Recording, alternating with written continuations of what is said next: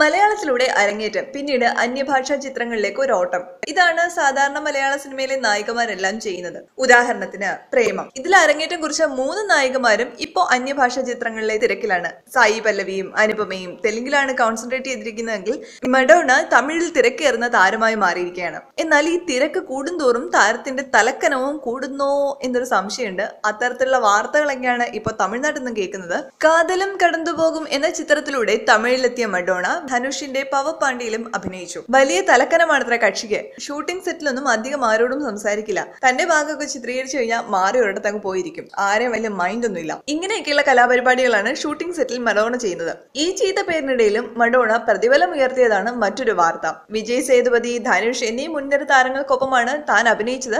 അതിനാൽ ഇനിയും അത്തരം മുൻനിര താരങ്ങൾക്കൊപ്പം മാത്രമേ അഭിനയിക്കൂ. അതിന് തനിക്ക് കൂടുതൽ പ്രതിഫലം വേണം എന്നൊക്കെയാണ് നടിയുടെ ഡിമാൻഡ്. ഇന്നലെ അഭിനയിക്കാൻ വന്ന മഡോണയ്ക്ക് പ്രതിഫലം ഉയർത്താമെങ്കിൽ നമ്മുടെ മെഗാസ്റ്റാറിന് എന്തുകൊണ്ട് പ്രതിഫലം ഉയർത്തിക്കൂടാ? ഉയർത്തി. നല്ല കാര്യമായിട്ട് തന്നെ ഉയർത്തി. 2.5 കോടിയിൽ നിന്നും 5 കോടിയിലേക്ക്. വർഷങ്ങളായി മമ്മൂട്ടിയുടെ പ്രതിഫലം 2.5 കോടിയായിരുന്നു. ബോക്സ് ഓഫീസ് ഹിറ്റൊന്നും ഇല്ലാത്തത് കൊണ്ടാണ് ഇതുവരെ പ്രതിഫലം ഉയർത്താതിരുന്നത്. ഗ്രേറ്റ് ഫാദർ എന്ന ചിത്രത്തിന്റെ ഗംഭീര വിജയമാണ് പ്രതിഫലം ഉയർത്താൻ മമ്മൂട്ടിക്ക് പ്രചോദനമായത്. മലയാളത്തിൽ ഇതുവരെ ഏറ്റവും കൂടുതൽ പ്രതിഫലം വാങ്ങിയിരുന്നത് മോഹൻലാലാണ്. ലാലിന്റെ പ്രതിഫലം ഇങ്ങനെ ഓരോ വർഷവും കൂടിക്കൊണ്ടേയിരുന്നു. പരാജയങ്ങളൊന്നും പ്രതിഫലത്തെ ബാധിച്ചേയില്ല.